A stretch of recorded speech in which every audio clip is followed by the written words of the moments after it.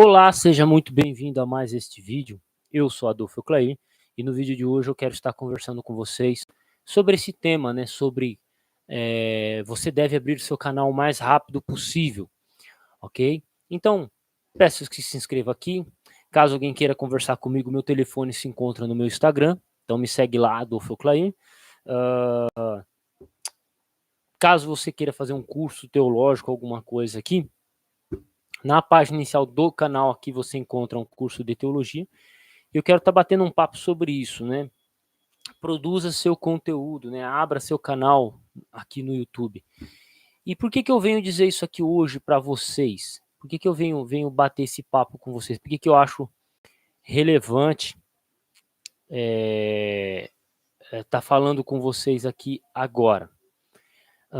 Tem algumas pessoas que comentam, né? Até incrível, um carinha chamado Anderson Ferreira falou: eu conheço o canal aqui como Crítica Textual, eu gostaria de ver mais assuntos sobre crítica textual. E pá, concordo com ele, defendo a postura dele, acho interessante, acho relevante.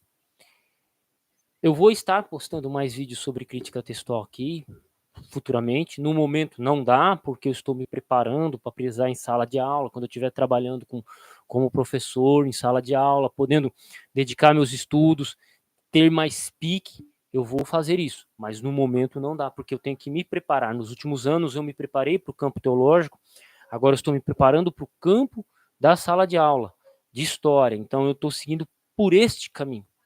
Então esse é um dos motivos, o porquê eu não tenho postado muitos vídeos relacionados à crítica textual, ok? Segundo ponto, existe o seguinte, por que eu iniciei esse canal? Por que eu iniciei este canal? Já leio o seu comentário, tá, Josué Tomás? João Tomás. Eu iniciei esse canal num contexto em que havia necessidade do estudo do grego e da crítica textual. Quando eu comecei a estudar grego lá por volta de 2012, né? 2012 eu comecei a estudar grego, então acompanhava vídeos e tal. Não tinha-se muitos canais, não existia canais no YouTube, não tinham canais tratando, né? Você tinha só o Fábio Sabino, você tinha uma videoaula ou outra de grego espalhada pela internet, então você não tinha conteúdo, ponto. Eu menciono aqui como história. E aí, lá em 2015 eu começo maturar a ideia de produzir um canal, de gerar um canal no YouTube. E aí em 2016, já em 2015 eu gravava, em 2016 eu começo o canal. E isso mudou minha vida, tá, gente? Isso mudou minha vida. Eu sou extremamente agradecido, eu sou extremamente agradecido ao YouTube por essa porta, né? Porque muito do que eu conheço aqui, muito do que eu tenho hoje de livro, de amigos e tudo, se deve ao fato do YouTube. Então é por esse motivo que eu te indico a comece a gravar vídeos no YouTube. Isso foi uma das dicas que eu dei até pro Calibe, conversando com ele. Ele falou: cara, esquece de produzir conteúdo para Instagram. Conteúdo teológico é no YouTube. Você pode tentar produzir conteúdo teológico no Facebook, no Instagram, não vai dar certo. Instagram é só peito e bunda. O Facebook não tem uma rede de busca. Eu não entro no Facebook para procurar vídeo de YouTube, para procurar vídeo de teologia. Não. Você procura vídeo educacional, ainda no campo educacional, ninguém supera o YouTube. E é nesse contexto que eu falo para vocês que querem, que têm ideias, bons ideias de temas, comecem seus canais no YouTube, produzam conteúdo, porque isso vai mudar a vida de vocês. Porque é como eu mencionei na live anterior, o que eu falei? O Mar Morto, ele é morto por quê? Porque ele só recebe água, então ele não solta os sais minerais. Logo, ele é um sal que não tem vida. Ele é um sal que não tem vida, é um mar que não tem vida, porque ele é muito salgado, muito denso, né? Então as pessoas vão lá para ver o Mar Morto, mas não vão lá para ver, nossa, o Rio Jordão, né? O Mar da Galileia, que tem peixes, que pesca, que Jesus andou por cima, né? Então, por que o Mar Morto? Porque ele só recebe. Então, quando você começa a espalhar o que você tem, você recebe, você espalha, você recebe, você espalha, você cresce, você vê muita coisa. Eu aprendi nesse pouco tempo de vida que quando você abre espaço em alguma coisa na sua biblioteca, é porque vai vir coisas novas, né? Então, é nesse sentido. Então, por exemplo, o Anderson Ferreira, o Anderson aqui do canal inscrito, ele sempre comenta, ele falou assim, eu fico triste quando não tem vídeo de crítica textual. Se você, por exemplo, no caso do Anderson, acha necessário ter mais vídeos de crítica textual no meu canal, eu aconselho a você começar o seu canal de crítica textual. Você fala, nossa, mas professor Adolfo, você está sendo muito grosso. Não é no sentido de ser grosso, mas no sentido, cara, se é essa a sua necessidade, outras pessoas também têm essa necessidade. E uma das melhores coisas que eu fiz foi começar o meu canal no YouTube. E eu não tive alguém dizendo para mim assim, faz um canal no YouTube, porque lá em 2015, porra, ninguém queria produzir conteúdo de nada, não.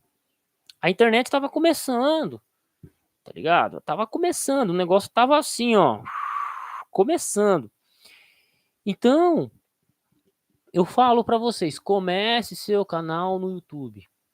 Comece, produza conteúdo. Porque muitas vezes eu vejo gente que chega para me dar conselho e eu relevo muito conselho, eu acho muito interessante os conselhos. A pessoa fala assim, faz assim, grava assim, não fala desse jeito. Eu falei, cara, você vai lá e produz o seu conteúdo, vai. Eu falo dessa forma, produza o conteúdo dessa forma, assim, assado. Eu falo, cara, vai lá, produza. Se você sabe o jeito de fazer certo, produza. É claro que eu melhorei muito, né? Porque tem um amadurecimento e por aí vai. Alguns canais eu parei de acompanhar, então a linguagem melhora um pouco. Entende? Mas o meu conselho é produza conteúdo, porque assim, entenda, se você tem a necessidade disso, espalhe para outras pessoas e outras pessoas vão te acompanhar. Isso é fato. É fato, porque isso me faz um bem danado. Quando eu produzo conteúdo aqui, quando eu gravo o vídeo, quando eu jogo um vídeo e eu começo a receber comentários. Então, assim, é a dica que eu dou. É a dica que eu dou. Produza conteúdo. Não fique só recebendo. Ai, grava vídeo assim. Ai, grava vídeo assado. Cara, não. Eu sei, você tem essa necessidade, então grave vídeos, porque talvez nesse momento da sua vida seja necessário você produzir conteúdo para você aprender mais, cara. O quanto que eu aprendi gravando o vídeo. E quando eu digo aprendi, aprendi de temas. Fui buscar, tomei paulada. É uma experiência danada. Então, assim, eu sou um cara que eu levo muito em consideração outros comentários, dicas, mas tem alguns que eu não consigo ficar muito assim, porque criticar a gente, tem muita gente que diz, olha, faz assim, mas por que você não produz o conteúdo então? Quando eu digo para vocês produzir conteúdo porque isso vai te fazer bem, de fato, isso me faz um bem danado. É algo que eu vivo, né? E outro detalhe, por exemplo, sobre crítica textual. Irmão, o canal tem 1.800 vídeos. 1.800 vídeos, assim, ó, 1.800 vídeos. Eu te garanto que pelo menos uns 800 a 900 deles são só sobre crítica textual e grego. Então, eu tenho muita coisa que eu já podia falar sobre grego, eu já falei quase tudo não. Tudo que eu sei sobre grego, sobre crítica textual, eu já comentei aqui no YouTube. Eu já comentei. O que acontece? Que se eu ficar continuando falando, eu só vou repetir aquilo que eu já falei. Então, as bases para um estudo aprofundado de crítica textual, eu já dei.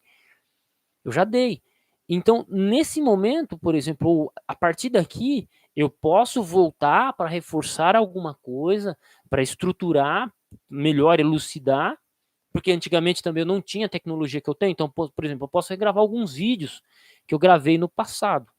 Beleza, eu posso regravar. Mas a base, o conteúdo já está aí. Então é só acompanhar. Porque o YouTube ele me dá essa perspectiva. E o que eu tenho que fazer? Avançar. E o que você avança? Então, por exemplo, eu falei muito sobre crítica textual, já falei muito sobre grego, então acho que agora seria o momento de avançar para a história ou avançar para a exegese. Eu posso avançar para a história, por quê?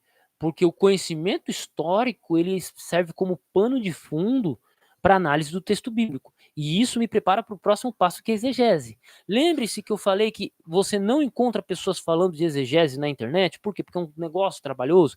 Porque eles são vários passos, são várias comparações. Então, o que acontece? Você tem o preparamento. Então, já comecei com crítica textual, com grego, gravei alguns vídeos relacionados ao latim. Eu estou pensando seriamente em produzir algo relacionado ao latim, porque conteúdos de teologia voltados ao latim é muito pouco. E latim é uma língua muito interessante para o estudo da teologia. Então, por exemplo, você tem os 3 pilares das línguas mortas, né, importantíssimas, né, que é o hebraico, o grego e o latim. Eu trabalhei mais o grego, o hebraico bem pouco, eu acho que eu poderia trabalhar, mas já tem muito conteúdo na internet falando sobre hebraico. Então, por exemplo, eu poderia trabalhar o latim, trabalhar a história, um pouco mais da história do texto bíblico, né, história do texto bíblico, e meter bronca, Agora, se eu me prender demais ao tema da crítica textual, o que acontece? Olha só, eu fico preso nessa bolha. É um assunto extremamente profundo, extremamente relevante, poucas pessoas falam, ok? Mas as bases, para quem quiser fazer um estudo mediano de crítica textual, eu já dei. Agora vamos partir para a próxima. Eu vou voltar e vou falar de crítica textual futuramente, porque assim, se você tem uma 5ª edição revisada, um Nestlé Aland e sabe como usar, você conhece a abordagem, coisa que eu já dei aqui, que é o que eu dou aqui, você é capaz de fazer crítica textual. A indicação de bibliografia, já dei aqui em muitos vídeos, inclusive no meu curso de crítica textual, 4 playlists na página inicial do canal, de graça. Tá de graça para quem quiser. Tá lá. Então, assim, o que eu só peço é vai lá, assiste, vai lá, comenta, vai lá, faz isso. Então, na minha humilde cabeça aqui, já foi dado as bases. Eu já dei as bases. Então, para quem quiser fazer um estudo medianamente bom, pode seguir em frente. E isso já é o suficiente para a pessoa chegar no nível mediano e partir para o avançado. Porque ela vai ter que estudar grego, vai ter que estudar inglês, né, e por aí vai. Então, para crítica textual, inicialmente grego, inglês, e aí, para ler muitos livros, eu já mencionei nomes aqui também. Então, os sites de pesquisa eu já dei aqui também. Então, eu não preciso ficar dizendo isso todo o vídeo, porque eu produzo praticamente um vídeo por dia. Meu nível de produção é um vídeo por dia. Imagina eu falando um vídeo por dia por mais de 10 anos. Não dá. Então, é sobre crítica textual, não dá. Já dei muita dica de estudo de grego, tipo, muita coisa. Então, por exemplo, eu posso partir agora, por exemplo, para trabalhar mais o contexto histórico. Então, posso trabalhar a língua latina. Eu não tenho conhecimento de latim, mas eu posso conversar com um amigo meu, me aprimorar no latim para poder trazer, porque o latim e o grego são bem parecidos. Então, já tem aulas de grego aqui, eu posso tentar prover aulas de latim para vocês. Então, eu tenho muitos projetos, muitas coisas na cabeça. Eu tem alguns que eu tento levar para frente, mas eu não consigo porque é muito no dia a dia. O meu negócio é muito no dia a dia. Eu sou um cara que eu sigo firme numa coisa, mas eu tenho que sentir que isso vai no dia a dia. Não que isso vá me trazer dinheiro, mas que isso vai me fazer bem. E eu sei, isso sou egoísta, é meio egoísta. Perdão, mas o conteúdo é produzido dessa forma.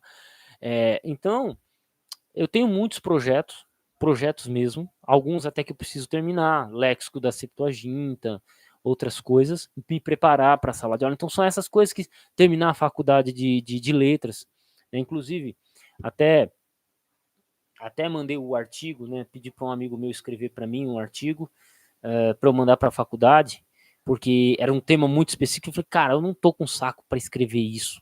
Eu tenho que terminar outras matérias aqui. Pedi para ele mandou um texto super top.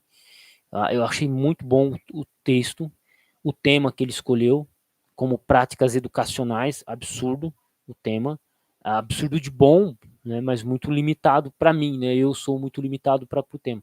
E então eu tenho alguns projetos, então vamos ver como que vai ser 2024. Eu não sei como vai ser 2024. Na verdade, nem sei como vai ser o vídeo de amanhã, mas tudo bem. Eu tenho essas abordagens, esse campo que precisa ser trabalhado. Por exemplo, o que eu estou sentindo? Que o pessoal precisa conhecer de história. Você tem nego dizendo que o Império Romano criou o cristianismo. Pô, precisamos trazer conhecimento, entendeu? E por aí vai. Vamos dar uma lida nos comentários aqui, né? O Tomás, né? Querido Adolfo, estava com saudade, vim vê-lo. Tamo junto. Paluca, vou deixar a live salva. Beleza, tamo junto. Verdade, exegese, interessante. Salve, Bradocão. Boa noite. Sem o dinheiro não tem como sobreviver ou comprar boas obras. Também, Edson, também. Mas assim, para mim, hoje eu tô num estágio. Hoje eu tô num estágio que. Assim, eu tô num estágio que eu não sinto tanta necessidade de mais livros.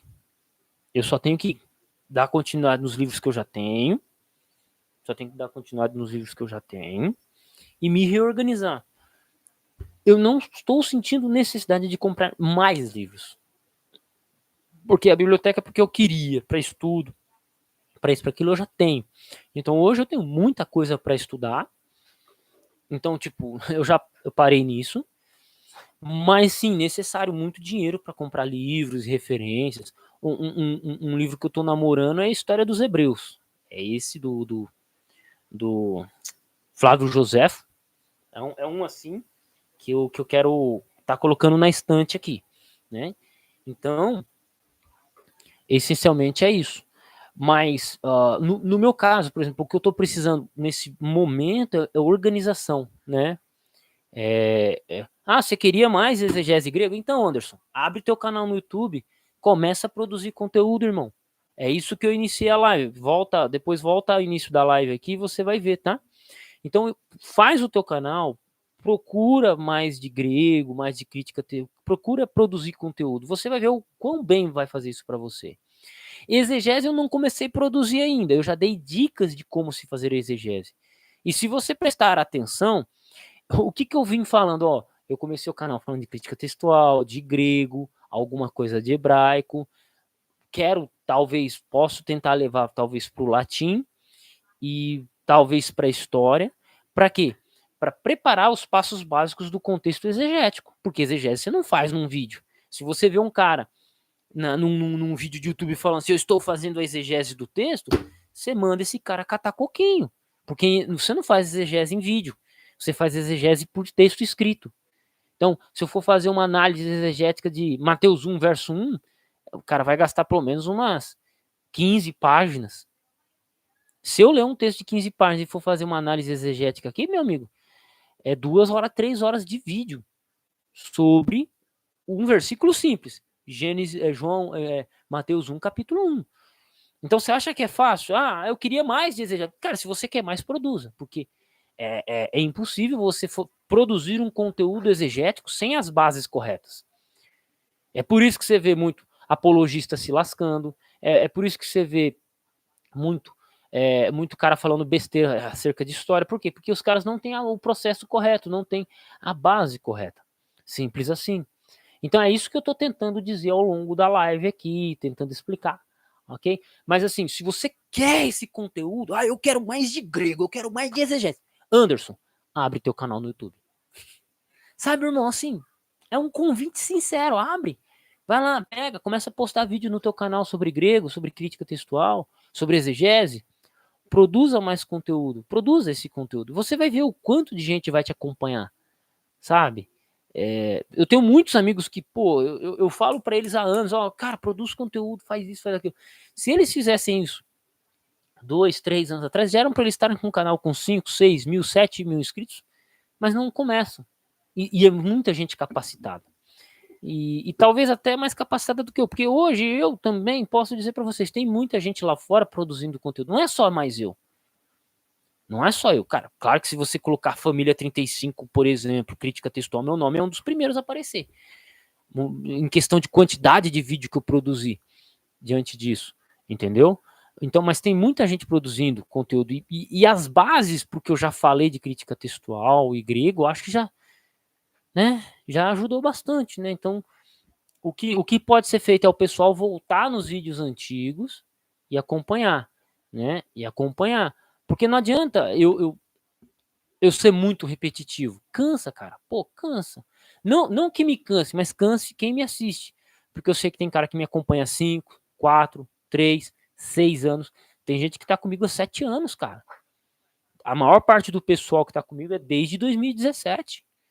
Imagine, 2017, 2018, 2019, 20, 21, 22, 23, são 7 anos do pessoal vendo vídeo meu todo santo dia.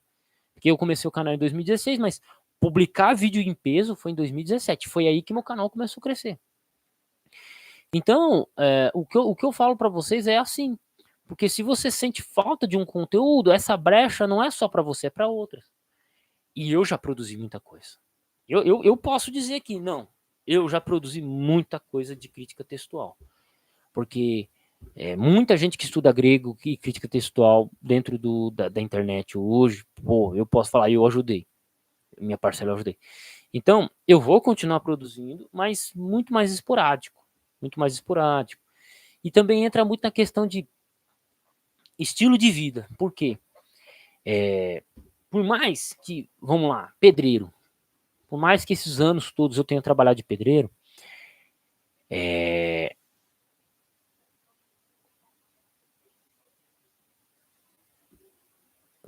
não, Bradock, eu não. Cara, é assim, a gente tem que. Eu vou parar minha resposta aqui agora e eu vou te responder de novo aqui. Tem coisa que é da nossa ossada. Uma das coisas que um pesquisador ele aprende a fazer é recorte. Como assim recorte? Perícope, separa um versículo bíblico, analisa um tema, um ponto da história. O pesquisador, e aí anotem isso, tá? O pesquisador tem que fazer recorte. Só que acontece o seguinte, por exemplo, eu sou um cara que hoje, na minha biblioteca, por exemplo, eu posso falar sobre linguística, Segunda Guerra Mundial, Império Romano, posso falar sobre história do Brasil, posso falar sobre grego, crítica textual, hebraico, latim, posso falar sobre estudo de línguas, posso falar sobre traduções bíblicas, posso falar de apologética, mas aqui eu não vou tratar desse tema, porque é um público muito tóxico, beleza? Então, assim, eu posso refazer os recortes de estudo e trabalhar. Perfeito? Beleza. Terra plana não é uma discussão bíblica.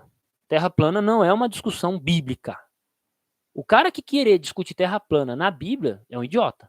Desculpa. O cara que queira tentar provar a terra plana na Bíblia, ou que a terra é redonda na Bíblia, é um completo idiota. Por quê? Porque essa discussão se a terra é plana ou não, ela é um debate científico, que não é minha área. Minha área é história, não é científico. Assim, não é ciência, cálculo matemático, observação, cálculo, refração de luz. Não é isso. Entendeu? Não é isso. Não sei se ficou muito claro. O debate bíblico ele é histórico. Ponto. Ah, mas o povo no passado acreditava que a Terra era plana. Foda-se. Isso prova que a Terra era plana? Não. Vamos lá. Isso prova que a Terra é plana? Não, não prova. Ah, o povo da antiguidade acreditava que a Terra era redonda. Dane-se, isso prova que a Terra é redonda? Não. A Terra, ela vai ser analisada através do quê? De satélite, de refração de luz, de cálculo matemático. Assim que Galileu Galilei provou que a Terra gira em torno do Sol. Através do quê? De cálculo matemático e refração de luz. Então tem que refutar Galileu Galilei. Então, a discussão de terra redonda ou terra plana não é uma discussão minha. É para os caras lá, Sérgio dos Foguete, é para quem gosta do assunto. Eu não. Eu não tenho saco para isso. E para mim não muda nada se a terra for plana, redonda, quadrada ou uma cumbuca. Metade plana e metade redonda. Não me importa. Eu vou continuar trabalhando e gerando produção de conteúdo, beleza? É isso, mas não relacionado a esse tempo, porque não é minha área. É a mesma coisa que você querer que um lutador de boxe lute jiu-jitsu. São duas lutas completamente diferentes. Uma só luta na base do soco, a outra só luta agarradinho no chão. Um cheirando o cangote do outro. São dois estilos de luta diferentes. Entendeu? Então é a mesma coisa. Então, se eu não sou matemático, cientista, ou não estou interessado nesse tema, por que eu vou ficar falando terra plana? Ou de Terra Redonda. Não, bola pra frente. Beleza? Vamos voltar ao que eu estava mencionando, cara. Até me perdi do que eu. Cara, tem que voltar lá, mas tudo bem. História da igreja, você gosta? Cara, eu gosto de história como um todo. Eu gosto de história como um todo. Só que eu não parei para estudar. Eu não parei para estudar o tema como um todo. Entendeu? Não parei para estudar como um todo. Cara, Martinho Lutero era muita coisa, antissemita. Martinho Lutero não acreditava no fim da vida dele, ele não acreditava na imortalidade da alma. Martinho Lutero, ele era contra-revolucionário. O cara fez uma revolução dentro da igreja, mas ele era contra-revolucionário. Então, por exemplo, ele mandou matar aldeões. O Lutero fez muita coisa. E que não afeta o trampo que ele fez, né? E por aí vai. Marcos Oliveira, boa noite. Comprei História do Movimento Cristão Mundial da Paulus, volume 1 e 2. Também estou lendo História Ilustrada do Cristianismo de Justo Gonzalez. Aí, ó. Marcão tá brabo. Marcão tá brabo. É isso aí, Marcos. Tem que meter bronca e se especializando. Esse é o caminho. Esse é o caminho, entendeu? Esse é o caminho. Quando você estiver pronto para falar sobre isso, fala comigo, Marcos. Aí a gente marca uma live lá no Sagat Historiador para falar sobre a história do cristianismo como um todo. Seria bem legal, né? Tá? Então, é isso. Eu estava falando sobre o quê? Preparação, exegese, vida. Ixi, mano, nem eu sei o que eu tava falando mais. Eu parei para comentar o Braddock aqui. Tá. Cara, já me perdi já, bicho. Já até esqueci. Eu tava com uma ideia aqui e me perdi, mas tudo bem. Então é isso. Produzir conteúdo é top, cara. Né? Tava falando sobre a construção civil, lembrei, construção civil, achei o ponto. Por exemplo, na construção civil eu não tinha que ficar estudando muita coisa. Beleza, então eu podia, por exemplo, chegar de noite, estudar crítica textual, estudar grego, e por aí vai. Só que eu descobri que para ser professor eu preciso estudar uma outra coisa, não é só, tipo, sei lá, Segunda Guerra Mundial. Não é só isso.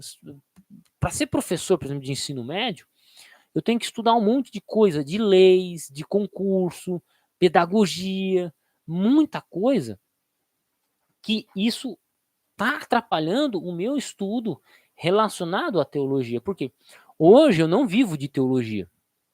Eu produzo esse conteúdo para vocês aqui, mas o retorno, o tempo gasto e o retorno financeiro não paga minhas contas. Entendeu? O dinheiro, a doação que vem aqui, ele muitas vezes é revertido para livro, para estudo, às vezes para uma peça de computador. Ele é revertido nesse sentido. Mas falar que eu vivo de curso de YouTube, de internet, não paga minhas contas. E aí, por quê? Para eu pagar minhas contas, para eu conseguir um salário melhor, eu tenho que virar o quê? Professor de ensino médio, pelo menos. Só que para eu fazer isso, eu preciso daí o que está acontecendo. Então, o tempo que eu estava tendo para produzir conteúdo relacionado a grego, crítica textual, seja lá o que for, não está mais disponível, porque eu preciso me preparar para concurso para poder dar aula o ano que vem. E aí eu descubro que no ano que vem eu vou ter minha rotina de professor, então eu tenho que me acostumar com essa rotina de professor se eu começar a dar aula o ano que vem, para poder o quê? Voltar a estudar e produzir o conteúdo que eu tinha aqui. Então acontece muito isso aí, entendeu? Acontece muito isso aí. Tanto que até criei um canal, o Braddock comentou aqui, né? Eu criei o canal Sagat Historiador para eu comentar sobre história, mas lá eu não estou nem comentando muito sobre história. Veja só, eu estou comentando sobre processo educativo, né? Porque falando sobre educação, professores, modo de dar aula, abordagem, ou questões sobre educação, né? Então, assim, ainda nem entrei nesses temas aprofundadamente, tá, Braddock? Lá no Sagat Historiador. Não tive, por quê? Porque o que eu estou estudando é isso, o que eu estou compartilhando é isso, entendeu? Então é isso. Então é isso. Gostei muito do canal sobre a história que você criou. Gosto muito de história, principalmente Idade Antiga, as primeiras civilizações, os primeiros impérios e costumes. É uma coisa interessante.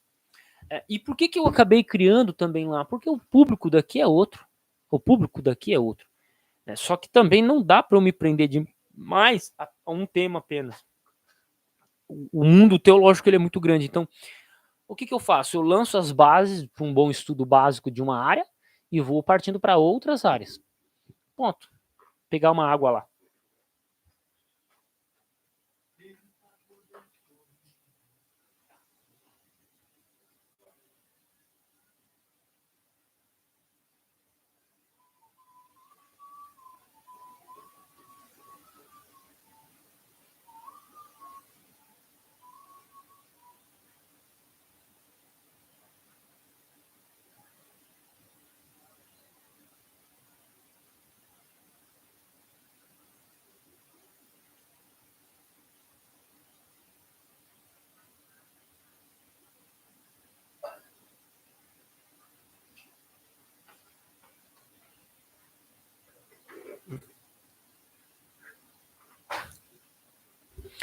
Marcos Oliveira, fiquei feliz de você me convidar para uma live. Como você será uma honra, porque eu admiro muito.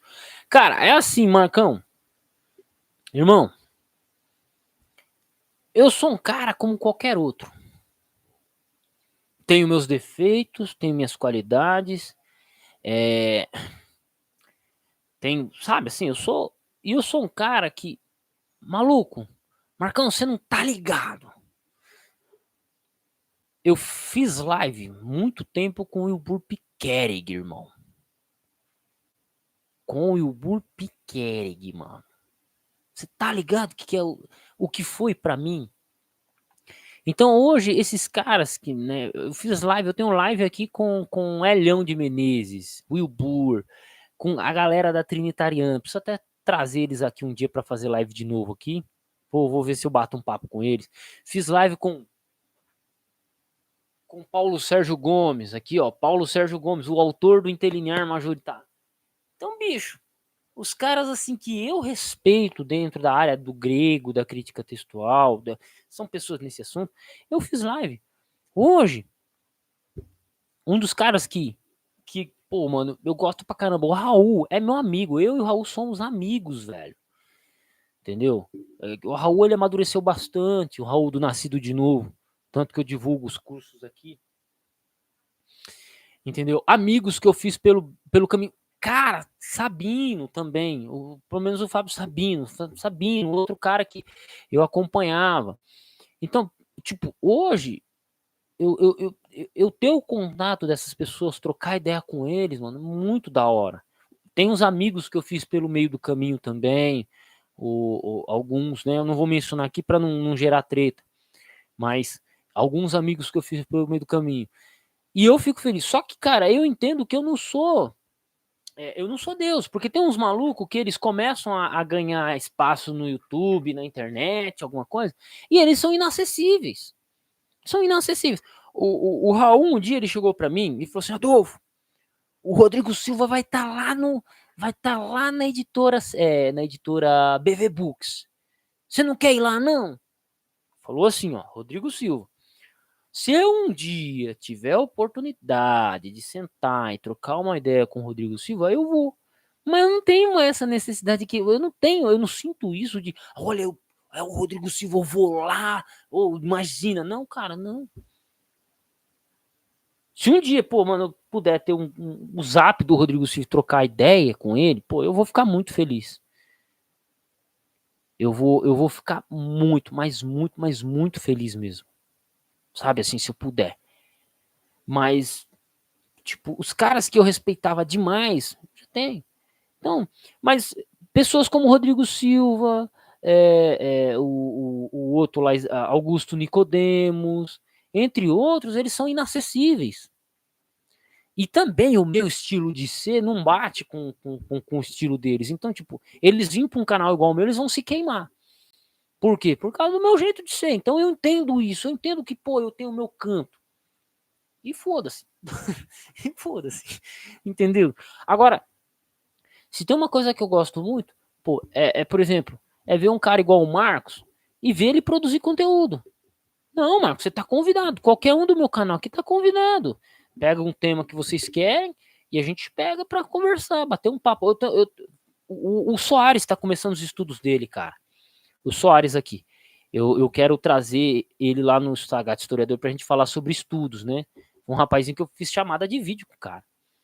Muita gente, cara, muita gente eu faço isso. O cara entra em contato comigo, papapá, troca uma ideia, eu falo, mano, vou lá e faço uma chamada de vídeo com o cara, troca ideia. E não foi só um ou dois, não, é muita gente. Muita gente eu faço isso. Porque, mano, eu não sou Deus, eu não sou melhor que ninguém. Né? E também uma coisa que é interessante é que eu não tenho as obrigações pastorais. Eu não tenho obrigação pastoral. Então, por exemplo, você pega, vamos lá, o Rodrigo Silva, quem faz a agenda dele não é ele, é o NASP. Né? Quem faz a agenda do Augusto Nicodemos não é Augusto Nicodemos, é a igreja dele. Então a agenda desses caras, né, tipo, eles não podem, sei lá, mano, trocar uma ideia assim, ó, oh, vamos bater um papo aqui de 1 hora. Trocar uma ideia de 1 hora. Eles não podem fazer isso, mano. Eles não têm isso aí. O tempo que ele tem livre, ele vai ficar com a família dele, alguma coisa e tal. Eu não, eu já tenho meus corre aqui, já tenho. Por não ser pastor, eu tenho essa liberdade. Por não ser pastor, entendeu? De poder, pô, sei lá, não trocar ideia. Então, assim, Marcos, tá convidado, cara. E qualquer um aqui, e qualquer um. É só você sustentar o que você fala e não falar besteira aqui. Porque, né? Mas eu sei que inscrito do meu canal não costuma falar besteira, não, cara. Fechou? Ah, cara, mas ateliê editorial, mas que eu não conheço esse dicionário, irmão.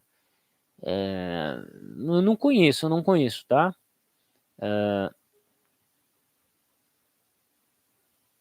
Tá, boa noite, Edson. Papapá, tá indo embora? Não vai embora, não, rapaz.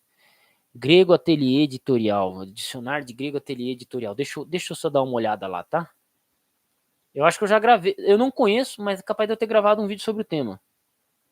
Grego Ateliê Editorial.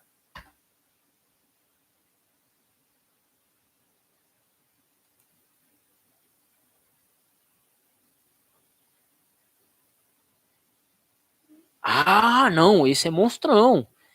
Esse, esse dicionário é monstrão, pô.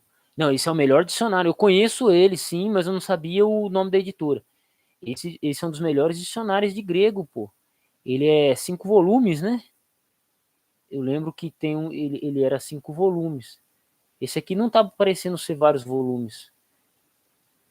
Mas ele tá meio carinho, mano. R$ 346. Não, tá muito caro. Tem um dicionário que eu vi que ele é 5 volumes. Você é louco, mano. Manual de língua grega, 600 conto. Você é doido. O povo tá doido. Ó. Domínio semântico, 90 pila. Novo Testamento grego, quarta edição rezada, 90 conto. Tá meio caro. Cara, material de teologia é muito caro, velho. Muito caro. Muito caro. Eu tava procurando aqui o. Tava procurando aqui. Ah, tá. É pré-venda. Não. Ah, tá. Edição. Sim, entendi. Deixa eu colocar a tela aqui para vocês. Aqui. Ó. Esse dicionário aqui, ele era originalmente em 5 volumes. Aí ele foi reduzido para 1, tá? Ele antes era, ó, pré-venda, R$ 148. Os caras tão loucos. Ah, não, R$ 148 acho que até vale a pena, né? 50 mil palavras. Só que ele é um dicionário de grego clássico, né? Eu acho que esse dicionário vale a pena, tá? Então, assim, top, mano, top, top, top. Se alguém quiser me dar um de presente, grego clássico, eu agradeço. Faria parte aqui da minha biblioteca aqui. Ah, aqui, ó. 5 volumes, ó. Não, esse dicionário aqui ele era monstrão, ó. Ele é 5 volumes. Será da hora, ó. É, ó.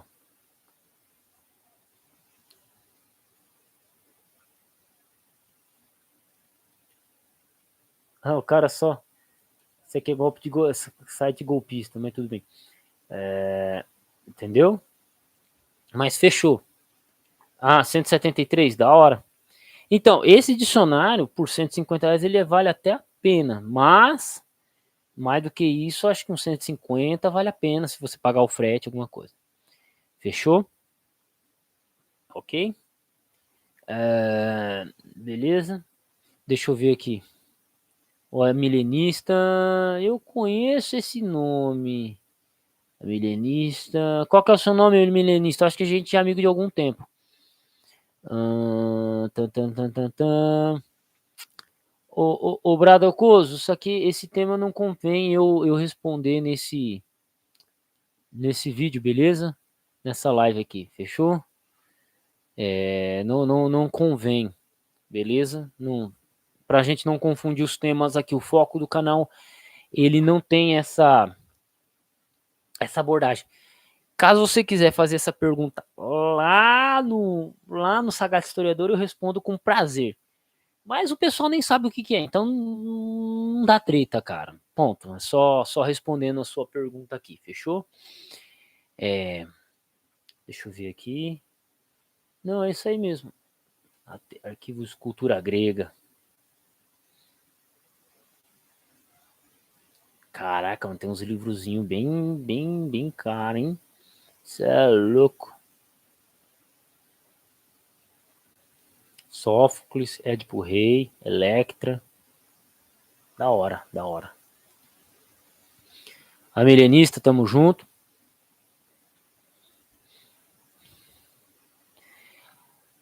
Michel Bezerra, né? Bezerra da Silva. Você, você com o revólver na mão é um bicho feroz, feroz. Sem ele anda rebolando e até muda de voz. De voz. Você acha que ninguém sabe, mas quando você entrou em cana, lavava a roupa da malandragem e dormia no canto da cama.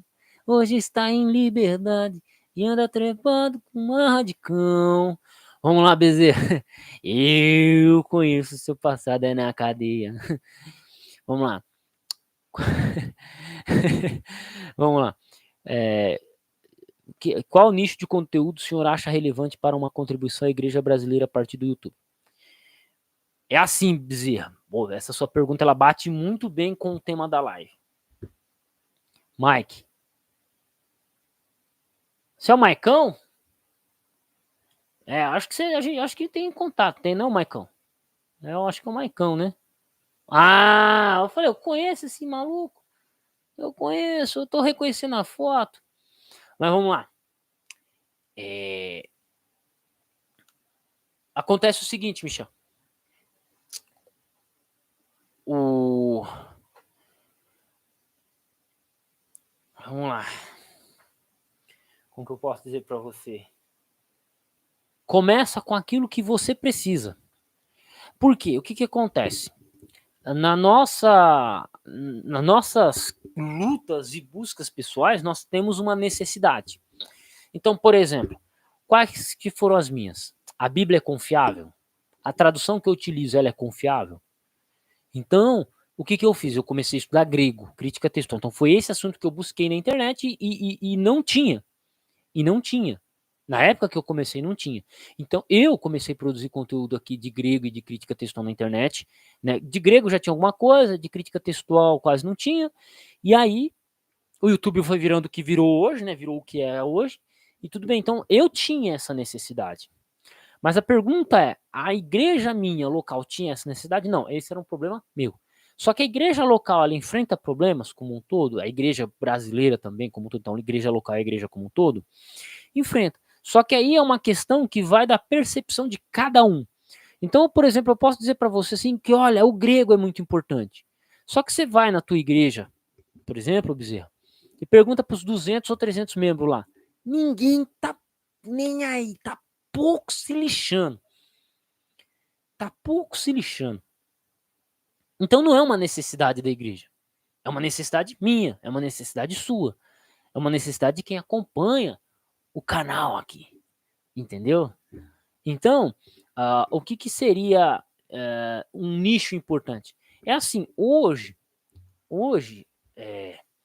o que você produzir vai ter um público que te acompanha. Pô, eu tenho meu público aqui, o cara que produz as heresias dele, como o Romilson Ferreira tem, a pastora Nadir tem o público dela. Então a necessidade, hoje, ele parte muito da premissa de bolha.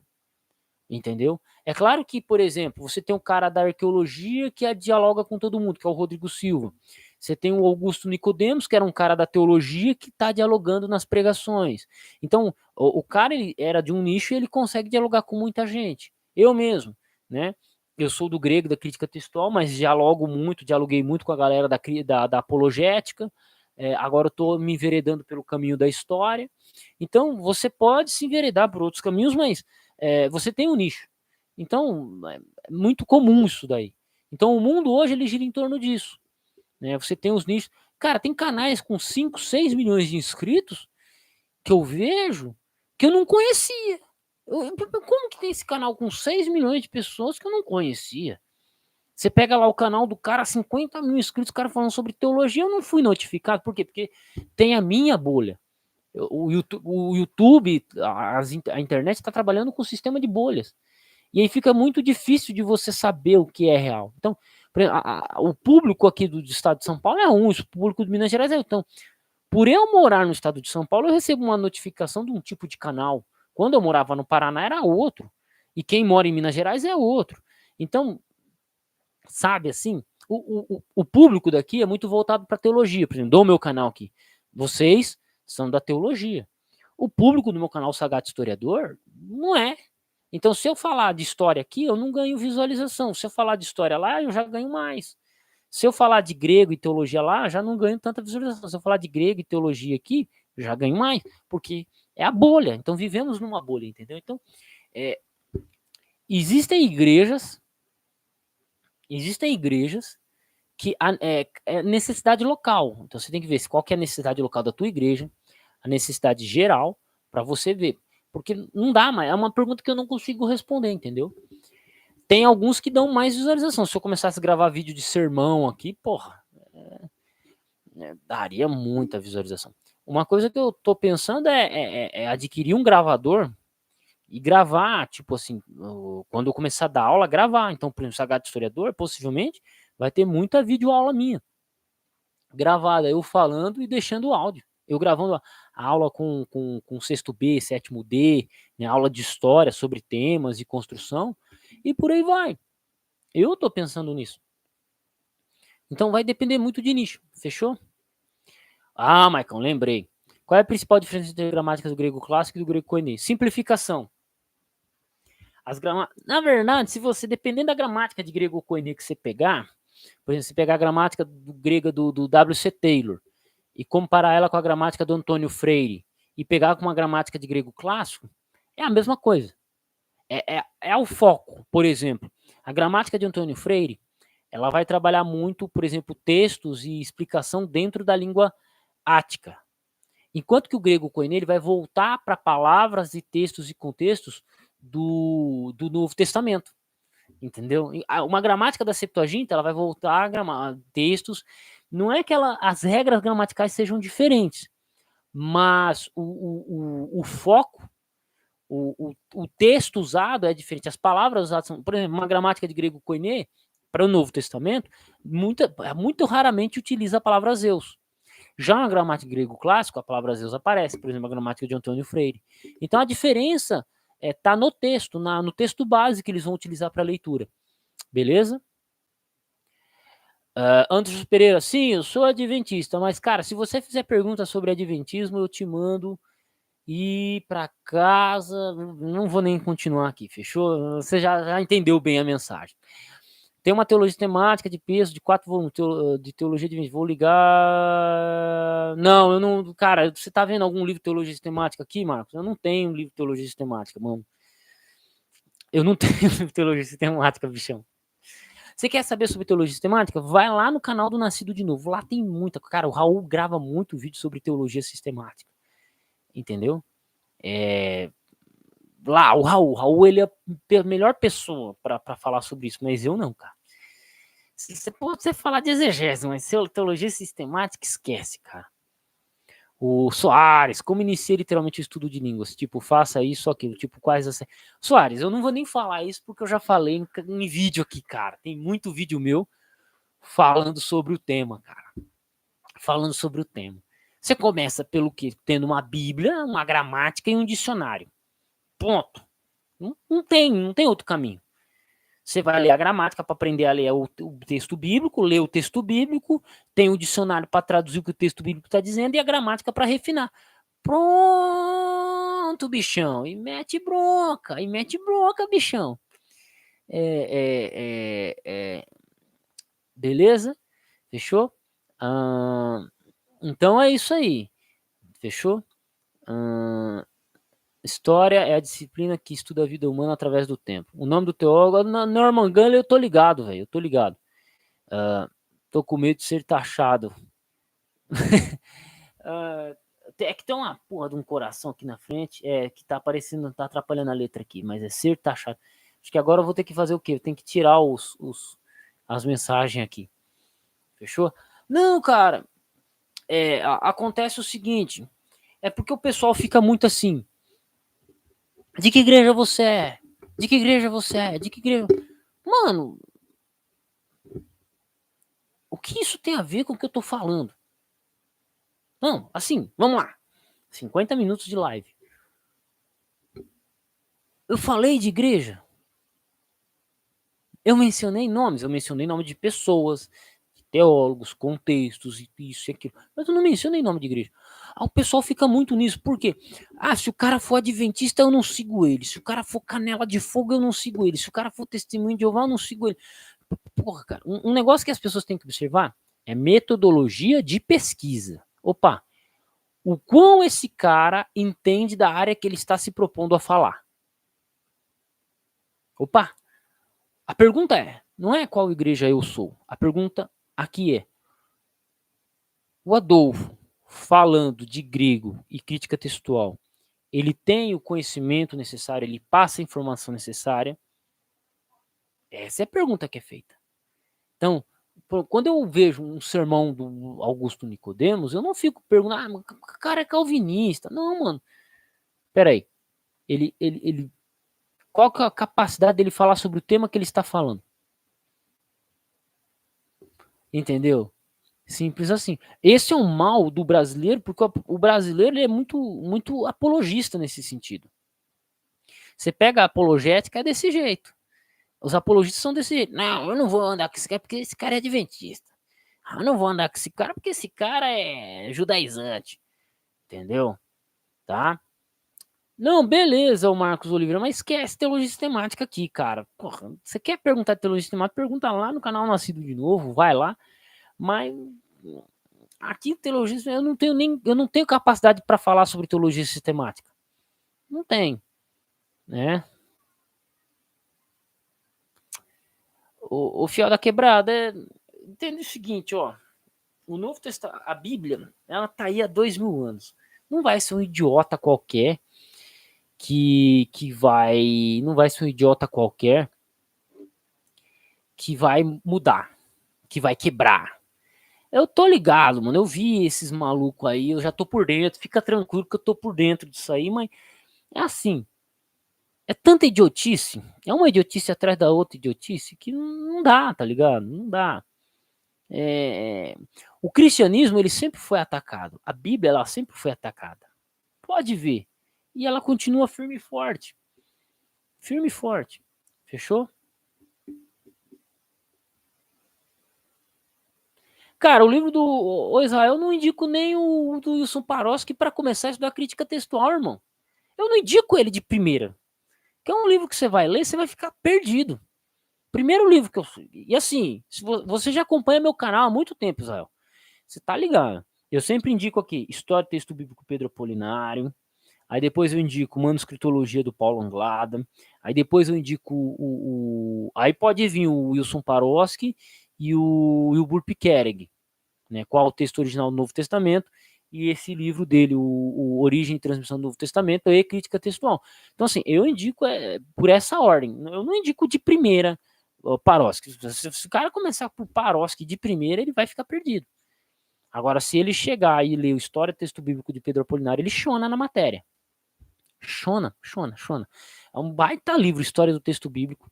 Né? Aí tem o Manuscritologia do Paulo Anglada, que é um baita. Isso tudo tá no meu curso de crítica textual lá, beleza? Tá?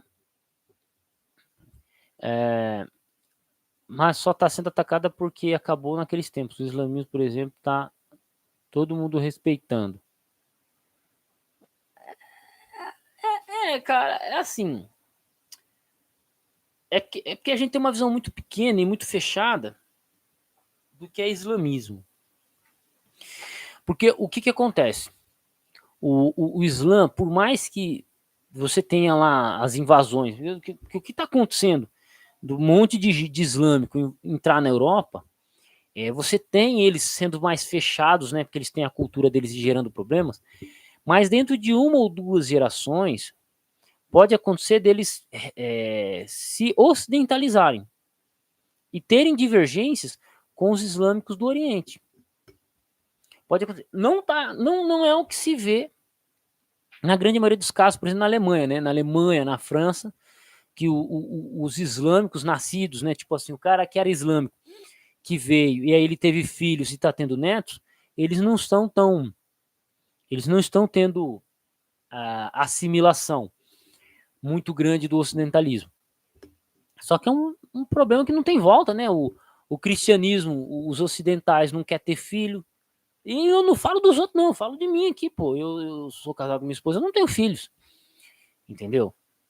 E aí? E aí? E aí os islâmicos estão tendo 10 filhos. Pô, entendeu? Então, é complicado, cara, é complicado. Então, por que o Islã cresce? É isso. Fora que a falta de qualidade dos cristãos em si, né? Ponto. Só que, por outro lado, você tem uma porrada de o cristianismo crescendo na China, na África, no próprio meio, nos próprios países árabes. Você tem missionários fazendo o cristianismo surgir lá. Então, o que acontece é que você está mudando os centros de poder. Simplesmente assim. Na Primeira Guerra Mundial, quem que era o centro de poder? A Europa. Depois da Primeira Guerra Mundial, Estados Unidos. Aí na Segunda Guerra Mundial, você tem a Rússia e Estados Unidos. E você tem a Alemanha.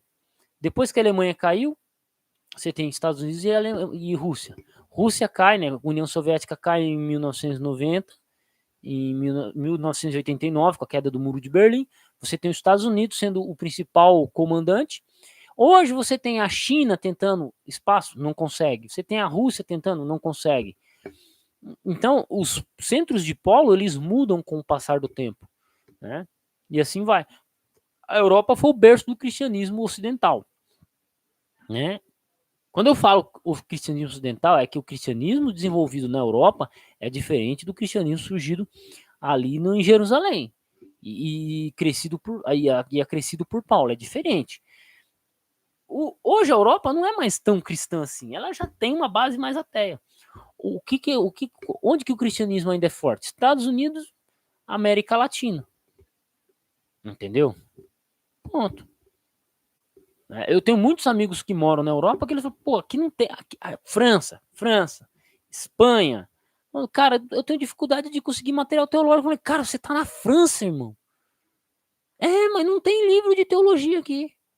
Os caras estão importando do Brasil. Eu falei, mas, mano, você tá ali, ó, só comprar em inglês, compra em.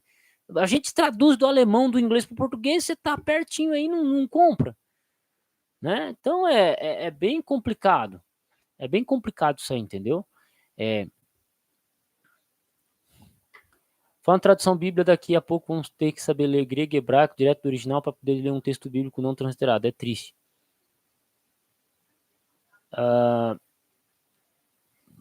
Não entendi o seu comentário, o Soares. Opa.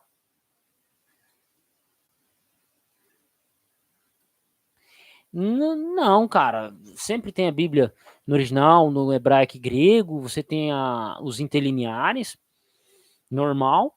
Agora, esse negócio de transliteração aí, eu acho uma baitolagem, mas tudo bem.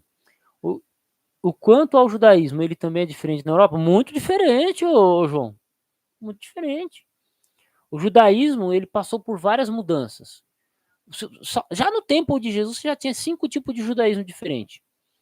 O farisaico, possivelmente o essênio, o zelota os saduceus, você tinha vários grupos de judeus dentro. Você tinha uma diferença entre o judaísmo de Israel com o judaísmo que era do Egito, uma diferença com o judaísmo que era da Grécia. Você tinha diferença de judaísmos, de visão, de interpretação. Quanto mais com a destruição do Templo de Jerusalém, destruição de Israel, no ano 70 depois de Cristo, que aí você tem o judaísmo farisaico tendo que se adequar à nova realidade, e dali você tem o judaísmo da Idade Medieval, você tem o judaísmo desenvolvido na Antioquia, né, que é ali em Bizâncio. Então, aí depois você tem a mistura dos judeus na região dos portugueses, espanhóis e por aí vai. Bicho, o judaísmo se desenvolveu muito de várias maneiras diferentes. Tá? Hoje o judaísmo crê você tem linhas do judaísmo que crê na reencarnação. Que se você olhar para o texto bíblico, não existe reencarnação. Né? Olha que interessante. Não é? Então, olha o tanto que o judaísmo já mudou. Né? Você tem basicamente isso. Você acha que os Estados Unidos podem ter, de fato, cair com superpotência do lugar e dar outro lugar a outro país? É aí que tá, fiel. Eu tava vendo o Rock. O Rock, ele menciona o seguinte, falou, ó, outros países já tiveram a oportunidade de se tornarem, de terem suas moedas, por exemplo, o dólar.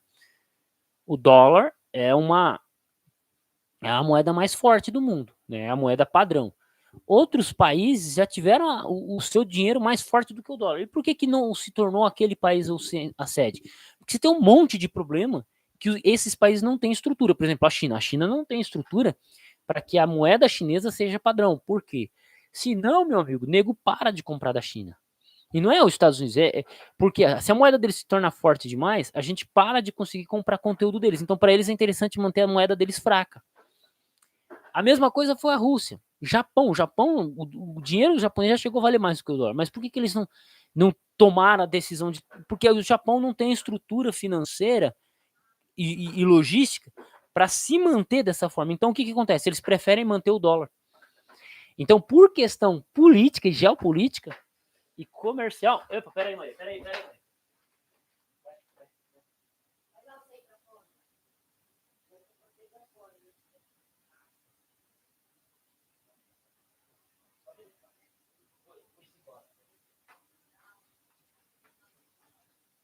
Minha mulher estava espantando uma aranha aqui, tá? Ok? Então, o que acontece? Outros países já tiveram a oportunidade de tomar o lugar que os Estados Unidos têm hoje, mas eles não têm culhão para isso. Sacou? Essa é a frase. Eles não têm culhão. Não tem estrutura logística, não tem estrutura econômica. A moeda pode ser forte até por um período de tempo, mas eles não conseguem sustentar. Os caras falam, não, a China vai tomar o lugar dos Estados Unidos. Aí a China vai lá, quando ela consegue, ela vê os problemas, ela fala que deixa os Estados Unidos quietinho lá, não vai lá não, deixa o dólar não, moeda padrão é dólar. Porque não aguenta, cara, porque senão a economia deles quebra. Entendeu? Isso acontece no meio animal. Dentro do reino dos macacos, é bem interessante. Dentro do reino dos macacos é muito interessante. Sabe como que eles se organizam socialmente? Você tem o macaco 1, macaco 2, macaco 3, até o último macaco. Então, por exemplo, tem o macaco 15. O macaco 15 bate no macaco 7. O macaco 15 ele sobe para 7 e o 7 desce para 15. O macaco 10 bate no 8, ele sobe para 8 e o 8 desce para 9 ou ele desce para 10. Ok? Qual é a melhor posição para se estar? Não é o topo, não é o macaco 1. Porque o macaco 1 ele é o líder do bando. Então, o que acontece? Ele, como líder do banco, ele tem muito estresse. Então, ele sofre muito com o estresse da liderança. Então, qual que é a melhor posição para você estar? Na posição 2. Por quê? Você só apanha pro macaco 1, que você é o segundo mais forte do bando, então ninguém se mete a besta com você. Você só perde pro macaco 1 e você não tem o estresse da liderança.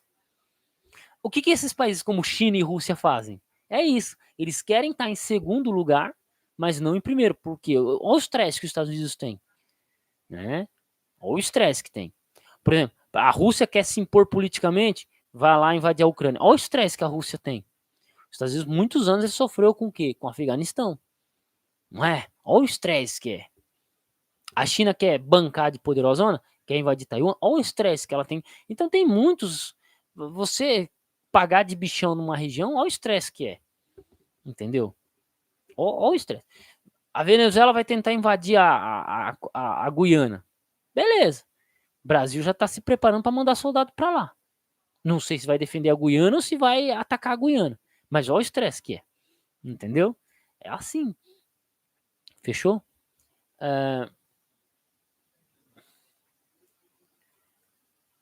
Então não acho que vá dar, tá? O Fiel. Não acho que vá dar. Boa noite. Boa noite, Danilo. Você reparou que as pessoas estão sem fé após a pandemia? Percebeu isso? Não. Na verdade, as pessoas nunca tiveram fé. Entenda o seguinte, Cleberson. O cristianismo é uma religião que cresce em meio a crises e pobreza. Países ricos, você tem dificuldade de pregar o evangelho. Pregar para pessoas ricas, você tem dificuldade para pregar para elas.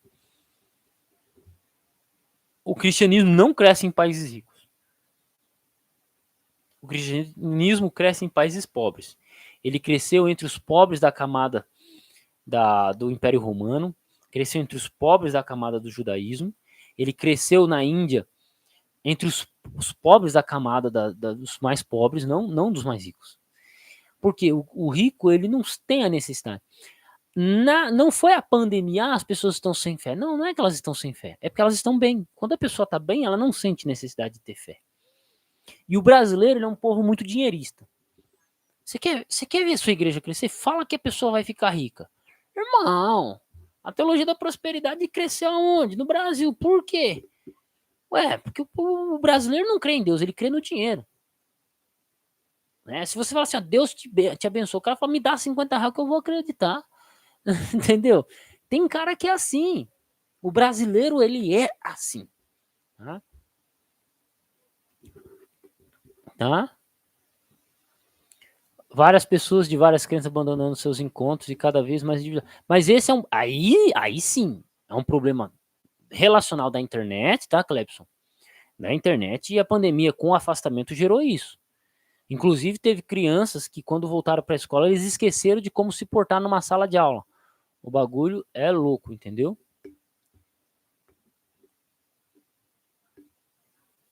Aí sim, ó, 70 conto, tá bom, o cara tá vendendo a preço de banana para você. A preço de banana, beleza? Fechou? Então, assim, os, hoje nós estamos mais individualistas. Principalmente por causa da questão de bolhas também, né? Por causa da questão de bolhas. Mas é isso aí. Gente, já é 10h40 da noite. Espero que essa live tenha ficado boa. Convido vocês a produzirem conteúdo, gravarem vídeos na internet. E é isso aí. Tem estudado utilizando o livro do pastor Dake? Primeiro, eu não sei quem que é Dake. Não me faz diferença nenhuma na vida. Mas é isso aí. Um abraço a todos. Tamo junto no campo de batalha. E é isso aí. Fechou? Só leia o texto bíblico, tá, irmão? Leia o texto bíblico. Se você quer comentário profundo, pega o comentário histórico-cultural e manda a brasa, rapaz. Fui.